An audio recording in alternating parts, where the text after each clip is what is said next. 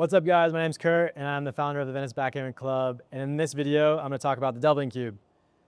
The doubling cube is a little bit more advanced, so if you don't really understand it after this video, don't feel like you can't come and play. Somebody there can teach you. There's going to be a lot of information and it'll be very abridged, so don't feel like you have to know it before you show up. But when you're using the doubling cube, you're usually playing a sequence of games, multiple games, whether it's 3 points, 5, 7, or even more. But if you're just playing one game, there's no doubling cube. At the beginning of the game, it sits here at 64. And 64 just means 0, so it has no value. You double the game before you roll to increase the value of the game. So each game is worth 1 point, and before you roll, whether it's the very first roll or the very last roll, you can offer to double the game. So when you double, it's when you think you're winning. If you think you're winning the game, you want to make the game worth more points. You don't roll this dice, it's sequential. To double, what you do, functionally speaking, you bring it to 2, you put it on the center bar, and it tells your opponent, I want to make this game worth 2 points rather than just 1 point. They have to accept or decline. If they accept, then the game is worth 2 points, and you put it in your right side. It really doesn't matter where you put it, but technically speaking, you put it on your right side, and the game continues.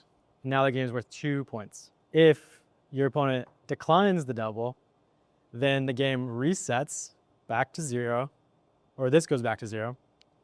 And since you doubled and they declined, you get that 1 point and the game resets. And now it's 1-0. So let's put it into a position to where you're winning the game and I have to decide whether to accept or decline the double. You're white going this way, I'm black going this way, and now I'm gonna put it into a position to where you are just beating me. So here we have a position to where you're winning, your pip count is lower than mine. I still have a shot at getting out past your prime, and if we were to race, I might have a shot. So you are technically winning in this position.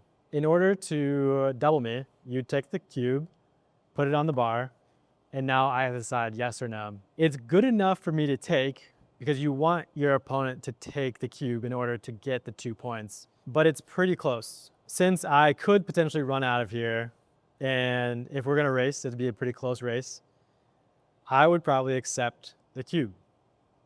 And now the game is worth 2 points and we roll it out. Since you doubled me before you roll, you still roll. It is still your turn. So I accepted it and now it's your turn.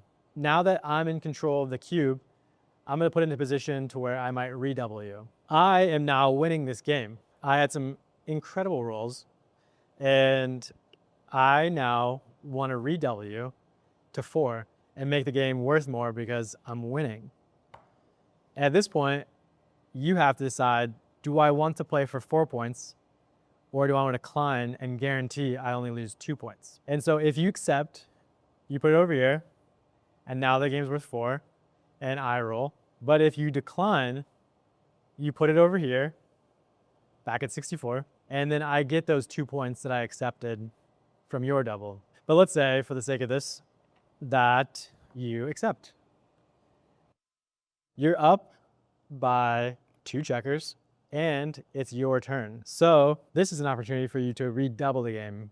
And by doing that, you'd put it back at the center. Say, I want to make the game worth 8 points.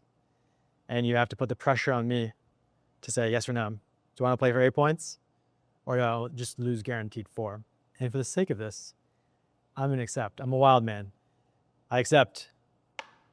And then you roll a 6-6. Boom.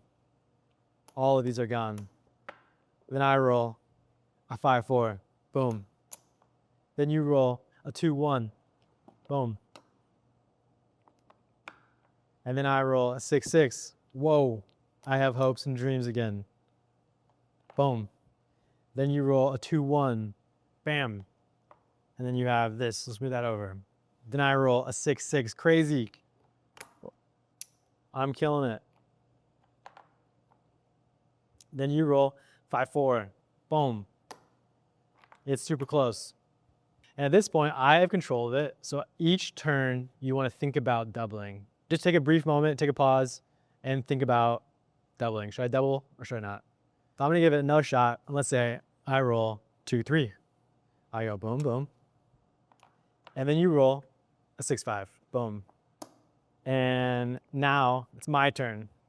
Again, if I roll double 3 or double 2 or higher, then I win. And then the lowest roll in the game is 1, 2. So no matter what, your next roll, you win. So in this case, I would not double. Let's say I roll a 2, 3, boom, boom. And then you roll anything and you win. So this back and forth got us to 8.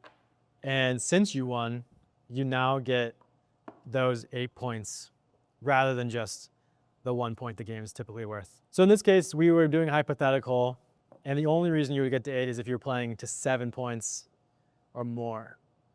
If we were playing to 3, you would only double up to 4. And then the doubling cube itself, which we're not going to talk about, is also for money games. So if you were to apply a value to those points, you could double up to the moon. But here at the Backgammon Club, we play for match points. And this was a super abridged version of the cube that explained the function of it, how to send it, how to accept it, how to decline it. But when you're playing to different numbers like 7, 11, and such, there are more intricacies to it, but don't let that scare you away from the cube. You'll pick those up over time as you send the cube and accept the cube and make mistakes and make great moves, brilliant moves. But yeah, there's a lot more to it. It was actually something that was introduced to the game in the 1920s. So for thousands of years, the cube never existed, but I think some French duke introduced it in Paris in the 1920s to kind of up the ante on the game and create another aspect of chance and gambling on the points. But it really helps kind of speed up the game and create a nuance to the game that we use in our tournaments and our mini tournaments. But don't be afraid of it. Don't let all this information confuse you too much. It is a lot of information. Feel free to show up and ask more questions about it. But truly the best way of learning the cube is by doing it, sending it, accepting it, declining it, and just kind of seeing how the points change. Thank you for watching this video. If you have any questions, ask them down below or show up to one of our meetups and ask a fellow member. We do hope to see you over the board soon and talk to you soon.